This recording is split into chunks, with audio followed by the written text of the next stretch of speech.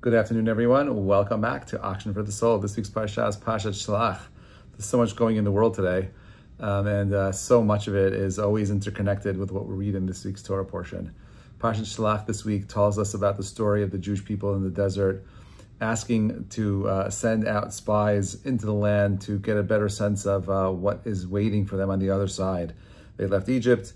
They've heard God speak to them. They're ready to go ahead and take in the land and do all the mitzvot that are connected to the land.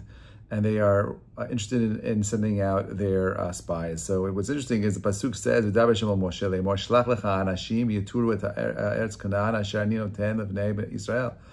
God says to Moses, send for yourselves people who are going to go out and spy the land that I'm going to give to the Jewish people. You're going to send out 12 spies. This is a horrible idea. You're sending out spies.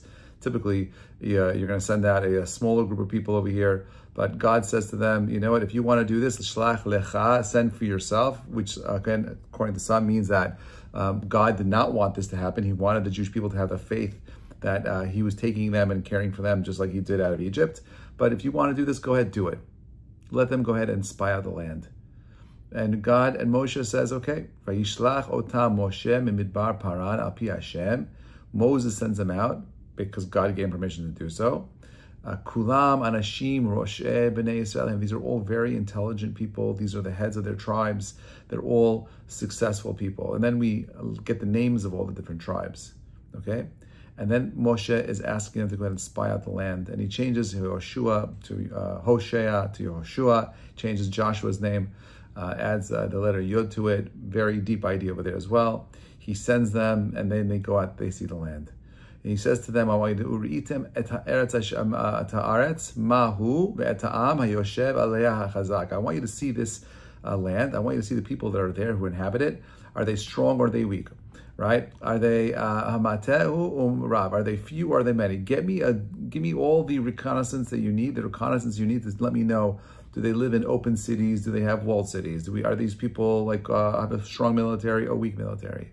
I want you to go ahead and tell me. Tell me about the land itself. Is it good? Imra, right? Are these cities that are they camps? Are they fortresses? Give me everything. I want to know everything. What is the lay of the land? Is it the soil fat or is it lean? You tell me what I need to do to go ahead to understand this land. Vayalu, they go out and they have very clear instructions. Tell me what the people are like, what the land is like, what the fortifications are like, and it will have come back and report. Vayalu benega, they went up in the south. Vayavo al Chevron, ad Chevron, they went all the way into Hebron. Right? Achiman shashe v'tami yildei ha'anak. They see the descendants of the giants. Hebron sheva shanim nitna lefnei tzon Mitzrayim. These were Hebron has built 7 years before Zoan Egypt. We're giving us a geographical understanding of where this place is. Okay, they go vayovo ad nachal Eshkol. They come to this place, the valley of Eshkol. Vikturu misham zmora. They cut a cluster of Eshkol and Avim, a cluster of grapes. Vechad veyisu b'mot b'shanim. Right, they carried out a pole between between two people. Umin haramonim v'min hatanim. They had two people, like that famous image of two people carrying out the pomegranates and figs, giant fruits, giant figs, giant pomegranates. Okay, so they leave out this place Nachal Ashkol, and then they cross. They come from there. It took them 40 days. This is a massive job. Of course, Israel is great at doing things very quickly. 40 days, they have a complete understanding of the whole entire land. Great. They're coming back now. Okay, Moshe Aaron v'koda b'nei Yisrael midbar paran v'yashivu otam. Okay, and they brought back the report. Davar kol adav yirum pnei haaretz. They go ahead, they come back with the report, and they tell over to the Jewish people what they saw. V'yisperu lo v'yomru ba'anu el eretz asher shalachtem. We came back, we saw it. V'gam zavat chalav udvash, who is the priyat. We saw this is a land that is rich, the earth is very rich, a land that is flowing with milk and honey, right? Its fruits are ginormous. Efes ki az ha'am yoshev eretz v'harim b'tzurot gdolot me'od v'gam yadei anak reinu sham. But the people that are there are very strong, and the cities are extremely huge. This is exactly what Moses asked for. And he saw even the offspring of the giants. They see, and Amalek Yoshev Haaretz, and the Amalekites are there. The Chiti, the Yevusi, the Amori, they're standing there. Yoshev Bahara, Kanani, Yoshev Aliyam, Aliyad Yarden. And these are the neighbors by the Jordan, along the Jordan. V'has Kalev et ha'am el Moshe. V'has Kalev et ha'am el Moshe. And Caleb silenced the people, right? V'yomer Allah na'aleh. Ole na'aleh. We are going to go and surely go. We could do this, guys. Even though these are the obstacles, we have the power of doing this. Because it seems like it's impossible now, right? You have strong people, strong infrastructure, powerful nation. Spies are creating a scenario where they're just telling what it was, right? So far, they've done nothing wrong. Caleb says, let's do this. Na'aseh v'natzliach. Okay, but then but the other spies that are with him said, no, we will not be able to go up. Because they are stronger than us. Who told them to say that? That's their opinion. How do they know what they can or cannot accomplish? If you would ask the Jews if they could go ahead and leave Egypt, they would have said impossible. Who says this was impossible? They did nothing wrong with the report, but this is the mistake. Anashim, they said, no, there are these people, we're unable to go up against these people, they're stronger than us. And because of this, there was an evil report that came out. This is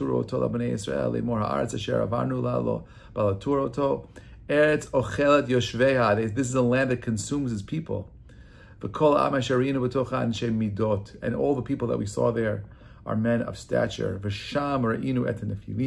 There we saw the giants, Bnei Anak.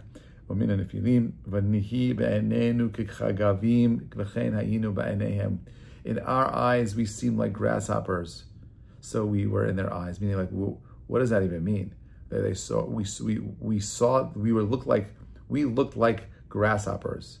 The Rashi says that they said that Shamanu Omrim Zeh and Nimalim Yesh Bekarmim Kanashim. There are these ants in the vineyards that look like people, right? These are tiny people. So there's no way we have the ability of overcoming this. So you have these 12 spies coming out with this report, radically different perspectives. One says it's impossible, another says, Na'aseh v'natzliach, we could do this. Now my question is like this. Do we see the world as it is or as we are? Right? So the sin of the spies has nothing to do with their report. It was their loss of nerve. It was their failure of faith. Right? Faith is not about certainty. Faith is the courage to live with uncertainty. The 10 spies, they lived through a lens of fear. That was the lens they brought back with them. They brought their personal lens, the way they saw their reality. Yeshua and Caleb saw the same facts, but through the lens of emunah, of faith. Of course we could do this. Soul vision means having the courage to see potential, not just problems. I meet with couples, people, and there's such a focus on all things that are wrong. What about all things that are going right? Rav Shmuel Hirsch says that people didn't see themselves as agents of a divine mission, but as wanderers subject to the wills of giants. If we were to today to think about what's happening in Israel and use the same psychology of the spies, everyone would leave. But that's not what's happening today in Israel. In Israel today, you have people, 150,000 citizens dying to go back to a war zone. Usually you rescue people from a war zone. We're trying to rescue people and bringing back to a war zone. That's the power of the Jewish people, right? There's a inner spiritual smallness, and that becomes national paralysis. They were freed from Egypt. They saw the most amazing miracles, but yet still had this mentality of being enslaved, right? The spies' failure was not technical. It's existential. They lost the sight of their divine purpose. They lost sight of the fact that they live in a world that is filled with all kinds of abilities and all kinds of possibilities.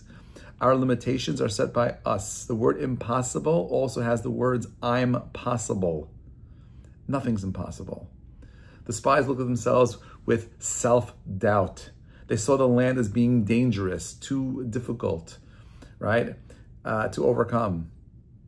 But Hashem said, I'll bring you to the land, right? So what we see and how we see what we see shapes how we see our challenges. Rav Kook says that when we elevate our vision, we uplift the world with us. Anything is possible. To think that there can't be peace in the Middle East is absurd. Of course we can have peace, but we have to be willing to elevate our vision. Do I see myself as limited by fear? Do I speak about the world with hope or with cynicism?